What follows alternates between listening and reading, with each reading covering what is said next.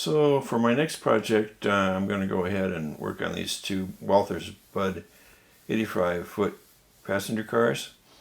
And my plan is to paint these in Tacoma Rail colors, which is red and white along the sides, with a black undercarriage. So let's go to the workbench and I'll show you the pieces. Alrighty, here at the workbench we're going to look at the pieces.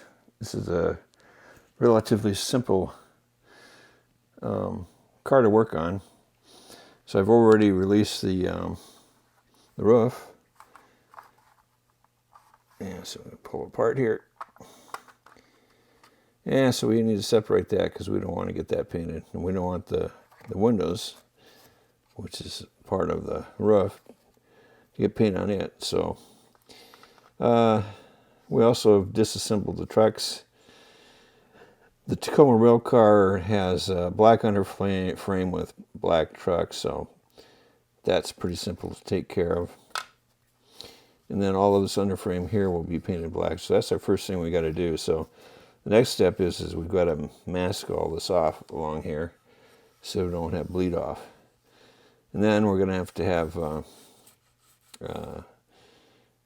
2 levels of masking for this, because part of this is red and part of it's white. So that's the next steps, to get it masked off and then start painting.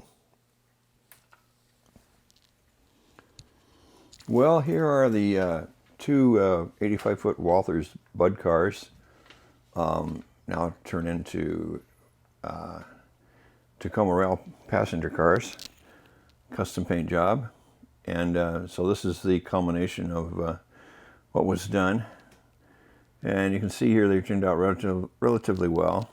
We have the black undercarriage, the white on the windows, and then the red banner along the upper half.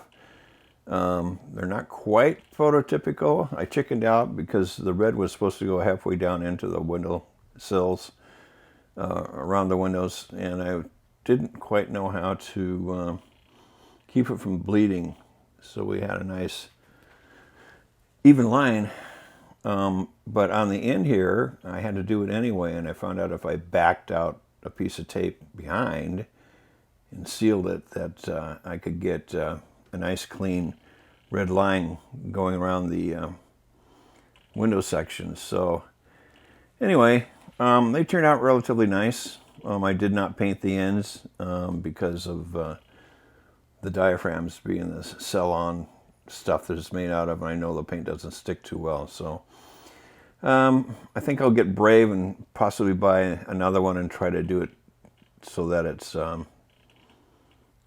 like the original as far as the red and white goes, and maybe even try to paint the ends red as well. But these turned out pretty sharp. I'm pretty happy with them.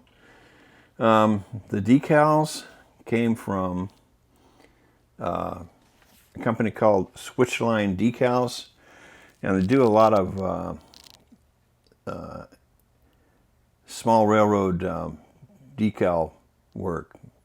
A lot of your independent railroads that connect with BNSFS and Nickel Silver, and or North, not Nickel Silver, NS, and a few of the other big boys. So you can get these if you're interested in doing a Tacoma Rail car. They are available. They also have decals for the MP 1500s that Tacoma Rail uses. So I picked up a set of those as well. They're not cheap. They're $10 a piece, but it saves me trying to do letter by letter, and it looks a lot more professional. So anyway, here's the cars. They turned out pretty good. Again, I think I'll probably try this again. I can get the cars for about $30 undecorated, and try to bring the red down into the window area to make it look more prototypical. The black is nothing more than Ace Hardware flat black primer used on the trucks and the undercarriage, and actually the white itself is also Ace Hardware white. I don't know if it's a primer or not, but it's flat. So those were all done by Rattle Can and then the red was put on with a airbrush, and it's from Badger, and it's also the Sioux red. So that's the red I use. It looks at the brightest and the closest to the prototype. Okay, so thanks for watching. I've got an update coming here pretty soon after this, and it has to do with roster items that have been worked on and developed over the past 5-6 months. So it'll be a show and tell. Thank you for watching.